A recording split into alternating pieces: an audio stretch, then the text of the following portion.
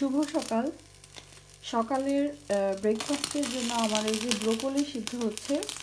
তো আমি অলরেডি দুটো ডিম, অর্গানিক ডিম যেটা বিও এক্স বলে জার্মানিতে, এটা আমি পছন্দ করি কারণ আমি অন্য ডিমগুলো খেতে পারি না। আমার একটু ফার্মের মুরগির যে ডিমগুলো সেগুলোতে আমি একটা মানে উৎকট করা গন্ধ পাই। তো আমি যদি এখানকার কোনো ফার্মারদের কাছ থেকে সরাসরি কিনতে পারি সেটা আমি পছন্দ করি, অথবা আমি বিও এক্সটা কিনি। এটা আমি বাটার দিয়ে একটু ভেজে নিই, সামান্য সল্ট, সামান্য গোলমরিচের গুঁড়ো, এগুলো দিয়ে ভেজে নিই। আর এইটা হলো আমার ব্রোকলি সিদ্ধ। ব্রোকলিটা আমি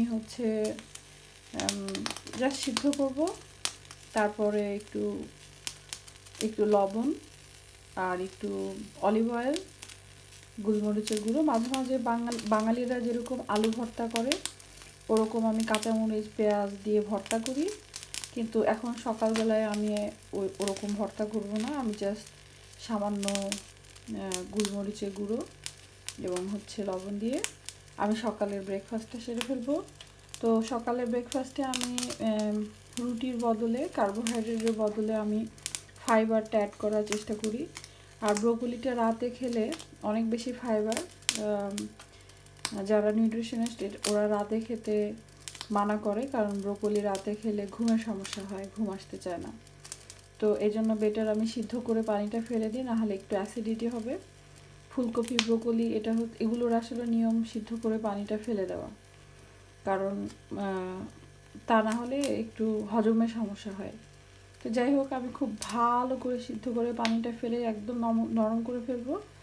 তারপরে আমার এই ডিমের সাথে আমি জাস্ট একটু লবণ, অলিভ অয়েল, গোলমরিচের গুঁড়ো দিয়ে আমি সকালে ব্রেকফাস্ট করে ফেলবো। তো এইটা আসলে বেশ আমি কার্বোহাইড্রেট বাদে আমি বেশ প্রোটিন পাচ্ছি, ডিমের কুসুম সহ ভিটামিন ডি পাবো, এবং আমি বেশ ভালো ফাইবার পাবো, এবং এটা বেশ অনেকক্ষণ পেটে থাকে।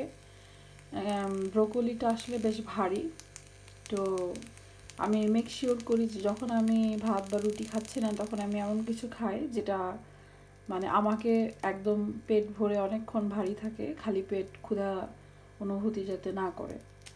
আর এই জন্যই আমি আসলে এই ধরনের একটু ভারী যে ডালগুলো, এটা আমি রাতে করি।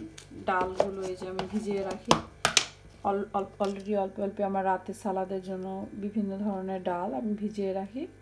তো ভিজিয়ে রেখে যখন ছোলা বা মাসকলাই ডাল অঙ্কুরিত হয় তখন এটা নিউট্রিশন ভ্যালু আরও বেশি অ্যাড হয়।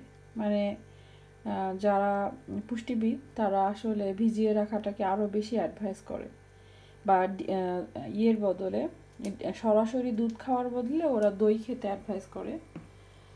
তো এই আর কি আজকে সকালের নাস্তা। আমি পরে দুপুর এবং রাতে কি খাচ্ছি আপনাদেরকে জানাবো।